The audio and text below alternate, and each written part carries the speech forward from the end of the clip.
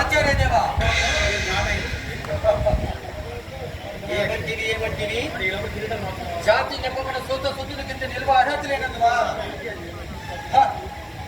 ఎంత మాట ఇది క్షాత్ర పరీక్ష కానీ క్షత్రియ పరీక్ష కాదు కాకూడదు.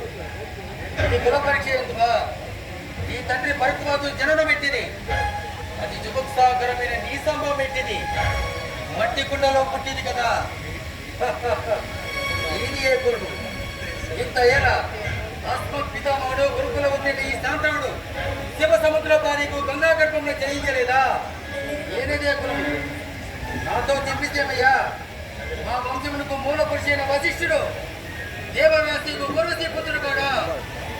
అతడు పంచమ జాతి కన్యైన అరుంధతి ఎందు శక్తిని, ఆ శక్తి చండాలంకన పరాశురుని, ఆ పరాశురుడు పల్లెపరిచిన మత్స్యకేంద్ర ఎందు మా తాత వ్యాసుని, ఆ వ్యాసుడు విధవరాడైన మా పితామహి అంబికతో మా తండ్రిని, విన పితామహి అంబాయితో మా తండ్రి పాండురాజును, మా ఇంటి దాసితో ధర్మ నిర్మూలన చదువులు మీచే కీర్తించబడుతున్న ఈ విదురదేవుని కనలేదా? సందర్భోసులు బట్టి క్షేత్ర బీజ పాదంతో సంకరమైన మా గురువర్షం ఏనాడో కులహీనగా నేడు కులమని వేడుకోవాలన్నందుకు ఓహో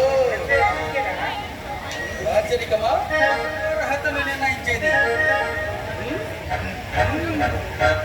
అయినా మా సామ్రాజ్యంలో సస్యశ్యామలమై సంపదకరమై వెలుగొందు అంగరాత్మునికి ఇప్పుడే ఇతని మూర్తాభిక్షను గావించుచున్నాను.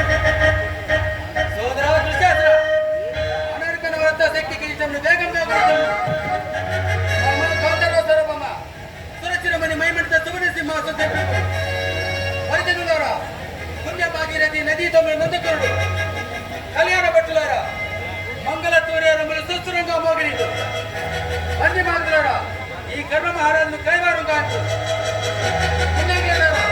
ఈ రాధాసుతుడు బాలభగమున భక్తులు తెలుగు తీర్చిదిద్ది బహుజన్మ సుపిత పరిపాక సలత సహజ కవచ కర్ష వైద్య ప్రభుత్వానికి బాధ్యత చెల్లగా వీరగంగ మిత్రాతులు ఏది సకల మహాజన సమక్షమున పండిత పరిచ మధ్యమున సర్వదా శతద సహస్రద ఈ కులకులకు మహాపజ్ఞలను శాశ్వతంగా ప్రక్షాళనగా ఉంచారు.